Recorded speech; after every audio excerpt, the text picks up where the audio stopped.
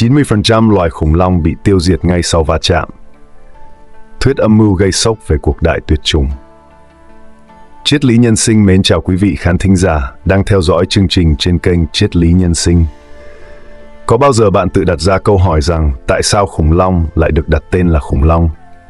Tại sao con người lại biết rõ về một loài sinh vật đã sống cách đây hàng chục triệu năm? Tại sao khủng long lại tuyệt chủng? Có thật sự là khủng long đã tuyệt chủng hay không? Có thể video này sẽ cho bạn biết một sự thật hoàn toàn khác về loài khủng long. Nó bí ẩn hơn những gì mà chúng ta tưởng tượng. Hôm nay, chúng ta hãy cùng triết lý nhân sinh giải mã tất cả về loài sinh vật bí ẩn nhất vũ trụ. Khủng long. Ngày định mệnh của khủng long. Vụ va chạm Chicxulub. 65 triệu năm trước, một tiểu hành tinh có đường kính 15 cây số bất ngờ đi vào trường hấp dẫn của trái đất. Dưới tác động của lực hấp dẫn, tốc độ của tiểu hành tinh này tăng dần đến tốc độ cực đại 72.000 km/h, nhanh gấp 3 lần so với tốc độ máy bay nhanh nhất hiện nay. Với kích thước và tốc độ đáng kinh ngạc như vậy, nó dễ dàng xuyên qua và xé thủng bầu khí quyển của trái đất. Sau khi đi vào bầu khí quyển, nó bắt đầu cháy dữ dội. Nhiệt độ lên tới 35.000 độ C, ánh sáng này gấp 1 triệu lần so với ánh sáng trên bề mặt mặt trời. Chỉ mất 5 giây để nó đi qua bầu khí quyển và va chạm với trái đất với một góc khoảng 30 độ. Lúc này, công suất được giải phóng ra xấp xỉ 200 triệu tấn TNT, tương đương với sức mạnh 1 tỷ quả bom nguyên tử ở Hiroshima. Ngay lập tức, bầu trời như đang sụp đổ. Động đất, sóng địa chấn do va chạm lan tỏa khắp toàn cầu, nhiều trận động đất mạnh tới 11 độ Richter, và dư chấn kéo dài trong nhiều tháng. Xung quanh khu vực va chạm hình thành những cơn siêu sóng thần với chiều cao lên đến 150 mét. Ngoài ra, cú sốc từ vụ va chạm đã kích hoạt tất cả các núi lửa trên toàn cầu. Các mảnh vỡ phóng ra tại nơi va chạm bị đẩy ra khỏi khí quyển trong vòng vài giây. Dưới tác dụng của trọng lực, các mảnh vỡ rơi quay trở lại trái đất như những cơn mưa thiên thạch. Lúc này, loài thằn lằn bay, Pterosaur, lớn nhất như Quetzalcoatlus, với sải cánh đạt 11 đến 15 mét, từng thống trị bầu trời trong 100 triệu năm, cũng không tránh khỏi sự công phá của những cơn mưa thiên thạch này. Đôi cánh của chúng bị những mảnh vỡ đâm thủng, làm chúng không thể bay và lần lượt từng con rơi vào lòng đất. Còn những con khủng long sống ở những vùng cao nguyên cũng đang chạy thục mạng khỏi cơn sóng thần đang càn quét. Ngoài sóng thần và núi lửa, còn có bụi và khí độc tạo thành những đám mây khổng lồ với nhiệt lượng cao. Chỉ mất 5 phút để nó bao phủ toàn bộ trái đất, hình thành một cơn bão lửa thiêu rụi bất cứ thứ gì trên đường nó đi qua, kể cả nước cũng bay hơi ngay lập tức. Trái đất lúc này thì như địa ngục đúng nghĩa. Ước tính chỉ trong vòng 3 phút sau cú va chạm này, 75% sinh vật trên toàn cầu bị hủy diệt, trong đó có hơn 91% khủng long các loại. Mùa đông hạt nhân và sự sụp đổ chuỗi thức ăn. Trong vụ va chạm này, chỉ có số ít khủng long nhỏ và một số động vật sống sót vì chúng trốn trong các hang động trên núi cao. Việc của chúng không có gì khác ngoài chờ đợi cái chết. Những đám mây khí độc hình thành sau cú va chạm, chủ yếu là hydrosulfur HS, ước tính có 300 đến 500 tỷ tấn được hình thành. Chúng tạo thành một tấm màn che phủ, ngăn ánh sáng của mặt trời chiếu đến trái đất, khiến nhiệt độ toàn cầu giảm xuống dưới mức đóng băng trong hàng trăm năm tiếp theo. Ánh sáng mặt trời không thể xuyên qua bầu khí quyển. Nhiều loại thực vật không thể quang hợp và hấp thụ oxy. Điều này khiến những loài khủng long ăn cỏ có sống sót cũng không thể nhận đủ thức ăn. Alamosaurus, một trong những loài khủng long lớn nhất thời bấy giờ, phải ăn 1 tấn lá cây trong một ngày. Với điều kiện tự nhiên như vậy, hiển nhiên là không thể đáp ứng được nhu cầu của nó. Cái chết của những loài ăn cỏ kéo theo loài khủng long ăn thịt cũng mất đi nguồn cung cấp thức ăn. Do vậy, nguyên nhân chính dẫn đến sự tuyệt chủng của khủng long là không cung cấp đủ nguồn thức ăn, chuỗi thức ăn bị phá vỡ. Lịch sử khám phá khủng long. Khung cảnh tôi vừa miêu tả chính là kết quả của cả một quá trình khám phá không biết mệt mỏi của các nhà khoa học, khảo cổ học, sinh vật học nổi tiếng nhất, để xem loài người đã tìm ra khủng long như thế nào và tại sao chúng ta lại đặt tên cho nó là khủng long. Hãy cùng tôi bắt đầu từ năm 1676. Khi đó, một giáo sư đang làm việc tại trường đại học Oxford có tên là Robert Plot đã được giao nhiệm vụ tìm hiểu về những hòn đá kỳ lạ trong bộ sưu tập của trường. Khi thấy những viên đá này, Robert đã không khỏi bất ngờ bởi hình dạng độc đáo của chúng. Ông tin rằng để có được hình dạng như vậy, những viên đá này phải chịu sự tác động mạnh mẽ của thiên nhiên, khiến chúng có hình dạng như những chiếc xương. Trông về hình hài thì có vẻ như đó là phần dưới xương đùi của con người hoặc động vật nào đó. Ban đầu, vị giáo sư khẳng định rằng đó là phần xương đùi của một người khổng lồ, bởi vì ông đã tìm thấy những hình vẽ về người khổng lồ của người Hy Lạp và người La Mã thông qua các tác phẩm cổ đại. Tuy nhiên, những lập luận đó quá nhiều sơ hở để người ta tin tưởng, và phát hiện này đã dần rơi vào dĩ vãng. 100 năm sau, nghiên cứu của Robert được giáo sư William Buckland sử dụng vào chuyên luận khoa học của mình. Trong quá trình nghiên cứu, William đã xây dựng được bộ sưu tập hóa thạch vô cùng đồ sộ sau khi tìm kiếm chúng ở những mỏm đá lớn xung quanh khu vực trường Oxford. William đã tìm thấy một hàm dưới lớn đầy răng sắc nhọn, nhiều đốt sống, một số mảnh xương chậu, vai và vài chiếc xương từ chi sau. Với những bộ phận đó, William cho rằng chúng có những chi tiết thuộc vào giống loài bò sát hiện đại, và trong bản nghiên cứu của mình, ông đặt tên cho giống loài đó là Megalosaurus, có nghĩa là con thằn lằn khổng lồ. William còn nói thêm rằng loài bò sát này có chiều dài lên tới 12 mét và trọng lượng của nó nặng hơn cả một con voi. Nhờ vào công trình nghiên cứu của ngài William, nhân loại bắt đầu có những hình dung đầu tiên về sự sống thời tiền sử, và điều đó đã dấy cao sự tò mò trong đại chúng. Một thời gian sau công bố của William, con người dần chú ý và dành nhiều sự nghiên cứu hơn cho những chiếc xương khổng lồ. Không những vậy, có những người bắt đầu trở thành những thợ săn khủng long, chuyên tìm kiếm những phiến đá hóa thạch. Điển hình trong những người đầu tiên tìm kiếm về khủng long được ghi nhận là ông Gideon Mantell và vợ của ông, Mary Ann.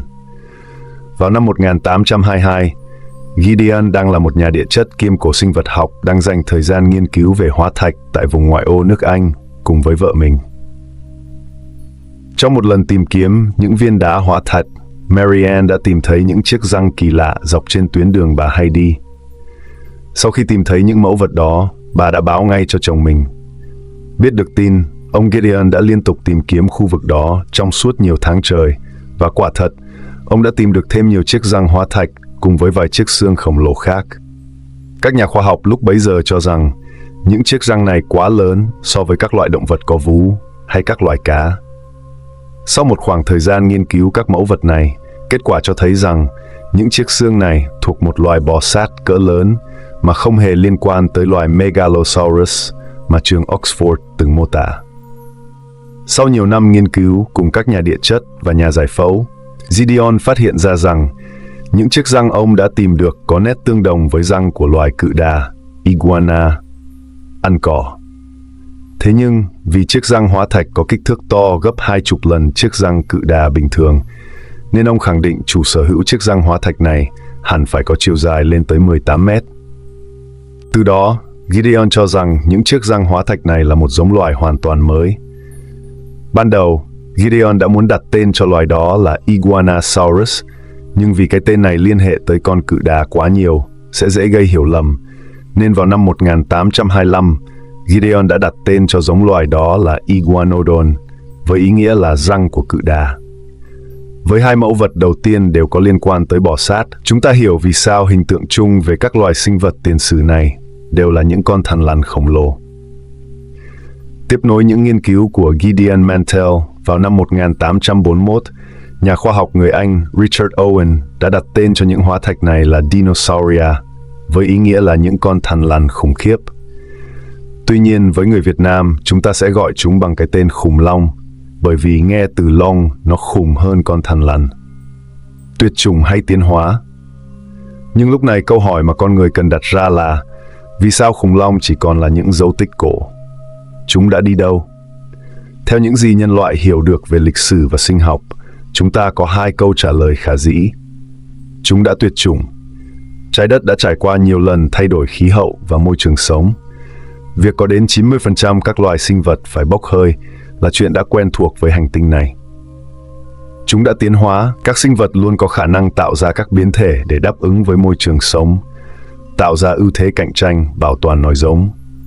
Vì thế, rất có thể các khủng long tiền sử đã trở thành khủng long hiện đại, chỉ là chúng sẽ rất khác so với những gì chúng ta hay tưởng tượng. Câu trả lời thứ hai có thể dễ tiếp nhận hơn, nhưng tại sao các nhà khoa học lại nghiêng về giả thuyết tuyệt chủng? Chuyện là, chúng ta đã tìm thấy nhiều hóa thạch trong thế kỷ qua, cho phép sử dụng công nghệ hiện đại để kiểm tra niên đại bằng đồng vị phóng xạ. Khi đưa các mẫu vật vào đo đạc, các nhà khảo cổ đã chắc chắn rằng khủng long đã tồn tại trong ít nhất 230 triệu năm. Tuy nhiên, có một vết đứt trong lịch sử hóa thạch xảy ra khoảng 65 triệu năm trước, ranh giới Kapir. Họ xác nhận rằng không có dấu vết nào của khủng tại dưới 65 triệu năm. Điều đó có nghĩa là chuyện gì đó nghiêm trọng đã xảy ra với khủng long vào thời điểm đó. Khoảng thời gian đó cũng là thời kỳ chuyển giao giữa kỳ phấn trắng và kỳ Paleogen. Có thể một tác động nào đó đã thay đổi khí hậu mạnh tới mức thay đổi cả thời kỳ, và từ đó loài khủng long cũng tuyệt chủng.